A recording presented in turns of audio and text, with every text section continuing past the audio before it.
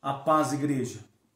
Lucas capítulo 23, versículo 46 diz: Jesus bradou em alta voz: Pai, nas tuas mãos entrego o meu espírito. Tendo dito isso, expirou. O motivo de poder estar gravando esse vídeo é este. Quando o Senhor Jesus entrega o seu espírito, ou seja, quando ele morre, o véu do templo se rasga de alto a baixo. O que isso significa? Significa que o sangue perfeito do Senhor Jesus me dá livre acesso ao trono da graça do Pai. Antigamente, o sacerdote precisava sacrificar animais, primeiro pelo seu próprio pecado, depois sacrificar pelo pecado do povo. Com a morte do Senhor Jesus, esse ritual não precisa ser mais feito. O sangue do Senhor Jesus é para nós um eterno e sumo sacerdote. Somos limpos, libertos, lavados e remidos no sangue do Senhor Jesus, no sangue do Cordeiro. E além do seu maravilhoso sangue, ele ressuscitou e vive e reina para todo sempre. Bendito seja o sangue do Senhor Jesus. Bendito seja o Cordeiro, o Senhor Jesus Cristo, para todo sempre. Amém. Olá, meus irmãos, eu gostaria de compartilhar com vocês hoje uma palavra que está em Lucas, capítulo 23, versículo 34, que diz: Contudo, Jesus dizia: Pai, perdoa-lhes porque não sabem o que fazem. Jesus, enquanto ali na cruz, sofrendo como punição de um crime que ele não havia cometido, Jesus olha para as pessoas ali, aquela multidão que gritaram anteriormente para que ele fosse crucificado, e ele sente compaixão por eles. Ele pede, ele roga ao Pai que lhes perdoem, porque eles não sabem o que fazem. Não sabem o que fazem, não que eles sejam inocentes daquilo que eles estão fazendo, mas porque eles estão cegos, eles não conseguem perceber quem é aquele que estava diante deles. Estão cegos por conta do pecado, cegos por conta do diabo e cegos por conta do sistema dos fariseus que os levaram a tal ato. Então Jesus roga que o Pai lhes perdoe. E nós podemos indagar se a oração de Jesus foi ouvida. E o fato é que quando olhamos para Atos, capítulo 2, vemos ali o Pentecostes, vemos a pregação de Pedro. E Pedro vai dizer: olha, vocês são a multidão que mataram, que crucificaram Jesus, o Senhor. E naquele dia 3.000 pessoas se arrependeram e se converteram. E posteriormente mais 2.000 e a igreja foi crescendo grandemente. Isso prova que a oração de Jesus foi ouvida. Aquelas pessoas chegaram ao arrependimento, foram perdoadas dos seus pecados, foram libertas, receberam da parte de Deus iluminação para que pudessem ver a glória de Deus na face de Cristo. E quando olhamos para isso, temos que perceber que essa história também é sobre nós. Nós também estávamos escravizados pelo pecado, estávamos cegados, não podíamos ver Cristo, mas Deus iluminou o nosso entendimento. Deus tirou a nossa cegueira. Jesus foi na cruz para sofrer, pagar o preço pelo nosso pecado. Todo o sofrimento que lhe foi imposto foi por conta do meu e do seu pecado. A morte de Jesus também é culpa minha e sua, mas Jesus rogou por nós. Jesus rogou ao Pai, Jesus enviou o teu Espírito Santo para que ele viesse e abrisse os nossos olhos e fôssemos convencidos do pecado, da justiça e do juízo, e assim também agora nós somos perdoados. Queria deixar essa palavra com vocês, que lembremos disso nesse dia, em nome de Jesus. Olá a todos, estamos aqui dando continuidade à série das últimas palavras de Jesus Cristo aqui na Terra. E eu queria trazer nesse momento o texto que se encontra em Mateus, capítulo 27, versículo 46, que diz assim: E perto da hora nona, exclamou Jesus em alta voz, dizendo: Eli, Eli, lema sabachthani, isto é, Deus meu, por que me desamparastes? Neste momento, Deus já havia sido torturado, traído, chicoteado e carregado a sua própria cruz. E estava crucificado ao lado dos dois salteadores. Também já havia chegado as trevas sobre a terra. Jesus naquele momento estava chegando ao seu limite como homem. Diante disso expressou essas palavras. Com uma breve pesquisa, podemos identificar os significados da palavra desamparar, que seriam deixar sem auxílio, sem socorro ou abandonar. Com essas palavras, Jesus nos leva a entender que ele se sentiu sem socorro e abandonado. O cenário naquele momento eram as pessoas zombando em seu leito de morte, tirando na sorte as suas vestes, dando vinagre para beber. Numa situação dessas, como não se sentir abandonado? Jesus, em um momento anterior, havia pedido a Deus que o afastasse daquele cálice, pois sabia o quanto iria sofrer. Porém não desistiu, porque ele não desiste de mim e não desiste de você. Jesus, mesmo sabendo disso, se sacrificou, porque entendeu que nós valeríamos a pena. Você vale a pena.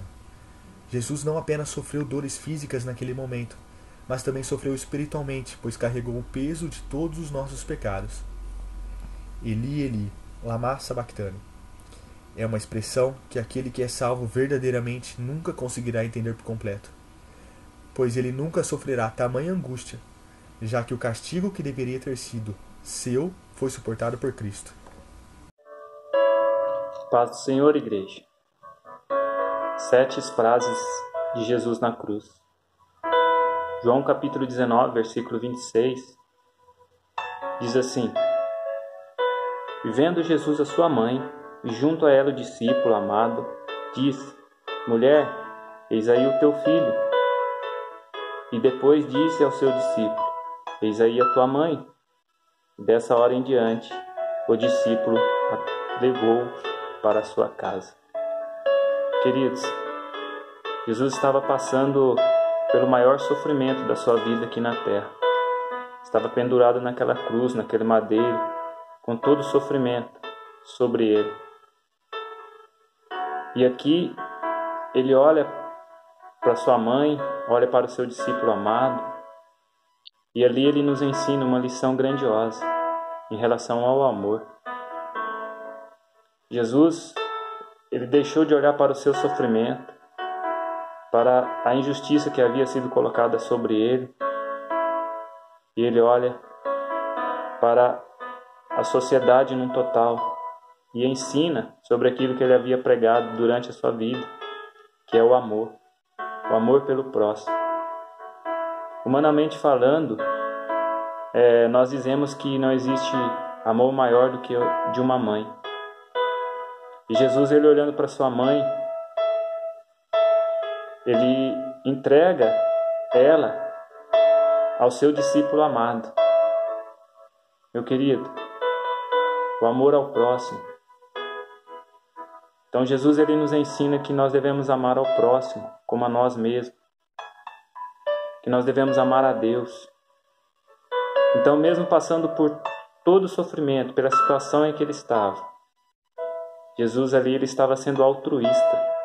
Ele não estava pensando em si próprio, na sua dor, na situação em que ele estava vivendo. Não, ele olhou para uma humanidade e sabia que nós necessitávamos do amor. E foi isso que ele demonstrou ali. Mesmo com todo o sofrimento, ele entregou a sua mãe, o seu bem precioso, para o seu discípulo amado, para que um pudesse cuidar do outro. Que assim sejamos eu e você também. Possamos amar ao nosso próximo, que nós possamos fazer isso de todo o coração, da forma que Jesus nos ensinou. Que Deus te abençoe. A graça e a paz, meus queridos irmãos. Em Lucas 23, 43, Jesus declara esta palavra ao malfeitor crucificado ao seu lado direito: Em verdade te digo que hoje estarás comigo no paraíso. Um pouco antes, ambos os ladrões e malfeitores crucificados ao lado de Jesus lhe proferiam impropérios e o insultavam dizendo: salvou os outros, desça da cruz, salve-se a si mesmo e também a nós. Mas logo um deles percebeu que quem estava ali na cruz do meio era verdadeiramente Deus. Não tinha nenhum pecado, nenhum mal fez. Era verdadeiramente justo. era verdadeiramente rei. Então fez uma impressionante oração de fé, reconhecendo que Jesus é Senhor e Rei, reconhecendo ser Ele mesmo pecador e perdido, e clamando o perdão de Deus. Reconheceu que Jesus não estava ali pelos pecados seus, mas pelos nossos. Jesus foi crucificado no meio dos dois malfeitores. Ele estava na cruz do centro porque ele levou sobre si os nossos pecados. Ele morreu pelos nossos pecados. E também porque ele divide os homens em dois grupos, os que o rejeitam e os que o recebem. As duas cruzes, uma do lado direito e a outra ao lado esquerdo de Jesus, representam duas escolhas, dois destinos, duas eternidades. Aquele malfeitor havia despertado para o último e pior dia da sua vida. Toda a sua expectativa era pelo horror da morte que haveria de enfrentar, a cruel morte de cruz. Só lhe restava a escuridão. Não havia mais qualquer esperança. Mas, ao crer em Jesus, recebeu uma palavra que transformou a noite escura e tenebrosa em dia claro, em sol do meio-dia. Recebeu uma palavra que substituiu a expectativa e horror da morte, da condenação, do castigo pelo fogo inextinguível, pela certeza da salvação e da vida eterna, na gloriosa presença de Deus. Hoje estarás comigo no paraíso. Que Deus os abençoe a todos. Em nome de Jesus. Olá, queridos, a paz do Senhor Jesus seja sobre a tua vida, sobre a tua casa.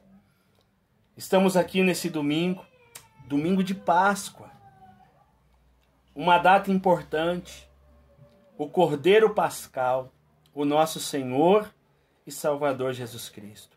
Aquele que se entregou por nós numa cruz, se fez maldito por nós, mas louvamos o nome dele porque ele ressuscitou ao terceiro dia. Eu quero ler para você aqui em João capítulo 19, verso 28. Diz assim: depois, sabendo Jesus que já todas as coisas estavam terminadas, para que a Escritura se cumprisse, disse: tenho sede. Eu quero que você pense comigo, que momento tão especial. Aparentemente, irmãos, nós sabemos que quando alguém morre, há uma tristeza. É verdade. A saudade. Muitos de nós não compreendemos por que está acontecendo. Choramos. Mas, amados, neste caso, quando nós olhamos os 3 anos e alguns meses de ministério de Jesus, ele em vários momentos, ele disse: olha, o Filho do Homem vai morrer. Em outras palavras, ele dizia: o Filho do Homem vai morrer, mas alegrem-se. Não vai ser assim para sempre. No terceiro dia, o Filho do Homem vai se levantar. Aleluia! Irmãos, e quando termina a Santa Ceia, a Páscoa, hoje é domingo de Páscoa, e quando Jesus é crucificado, e se você ler o texto, 2 versículos para frente, a Bíblia diz o quê? Que ele, inclinando a cabeça, ele entregou o seu espírito. Eu quero que você pense nesse sacrifício e que você tenha alegria nesse dia. Ele vive, aleluia, e ele vive para sempre. Ele morreu, muitos não entenderam, os discípulos não entenderam, mas essa graça chegou até nós, aleluia. Você tem uma mente com entendimento. Ele vive para sempre. O seu Espírito está dentro de nós. Querido, vive intensamente Jesus. Ele morreu. Ele disse: olha, vai se cumprir a Escritura. Tudo está terminando. Mas esse término que Jesus falava era o cumprimento até a cruz. Mas ele disse que depois da cruz, aleluia, ele voltaria. E muitos não entenderam. Se alegre nesse dia. O Senhor Jesus, ele habita e vive em nós. Deus te abençoe. Que Deus te dê ainda mais ânimo nessa noite, nesse dia, para você continuar. Porque ele vive para sempre. Deus te abençoe, em nome de Jesus. A paz do Senhor, que Deus abençoe, saudade da igreja. As 7 últimas palavras de Jesus, coube a mim trazer uma, em João capítulo 19, versículo 30. Olha só o que diz. Tendo provado, Jesus disse, está consumado. Com isso, curvou a cabeça e entregou o Espírito.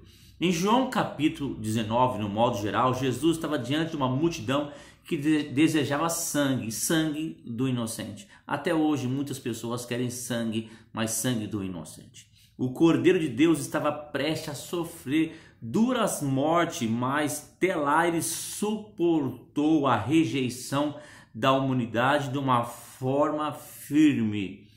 E Jesus sabia que deveria passar por aquela situação, no entanto que ele preparou os seus apóstolos, mas eles não entenderam, principalmente Pedro. Mas Jesus ele suportou até o fim, porque ele sabia que ele teria que passar por essa situação. Mesmo assim, o Senhor continuou orando até o fim. Não importa que você esteja passando, continua orando. Mesmo diante a decisão de Pilato, como autoridade romana, poderia libertar.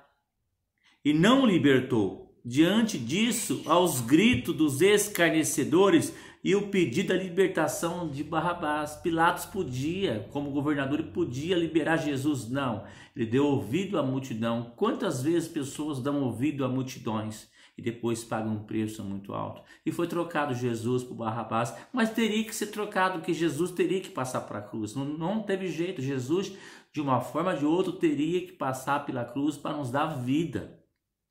Jesus permaneceu em silêncio e em oração. Continua em silêncio e continua orando, igreja. O Senhor foi crucificado e morto para nos conceder a oportunidade de ter vida. A vida é a mudança. Jesus precisou morrer para nos dar essa oportunidade de nós vivermos. Então, em silêncio, Jesus aguentou até o fim, porque ele sabia que era em prol da humanidade, em prol de mim e de você. Cristo provou dessa terra toda a maldade humana em silêncio e logo abriu a boca para dizer, está consumado. Jesus declara que tudo que deveria ser feito foi cumprido em prol da salvação humana. Tudo que tinha que fazer já foi feito. Não tem mais nada que fazer. Jesus já fez tudo o que tinha que fazer. Agora só falta uma coisa, Jesus voltar para nos buscar. A profecia messiânica já cumpriu, foi cumprida, a redenção foi completa, acabou as transgressões, foi feita uma reconciliação entre o homem e Deus, houve uma reconciliação, agora nós podemos conversar com Deus, agora nós temos a liberdade de falar com o Pai. Ele inaugurou o reino de Deus e deu origem ao novo mundo, quando ele disse, está consumado. Jesus havia completado o trabalho que foi confiado. Cada um de nós temos um trabalho aqui na terra. O apóstolo Paulo fala em 2 Timóteo, ele fala assim, combati o bom combate. E tenha certeza que você também aqui nessa terra, você tem algo ainda para fazer. Grandes coisas ainda vai acontecer sobre a tua vida. Mas tudo isso é pequeno pelo que Jesus fez na cruz. Está consumado. Silêncio e oração. Que Deus abençoe em nome de Jesus.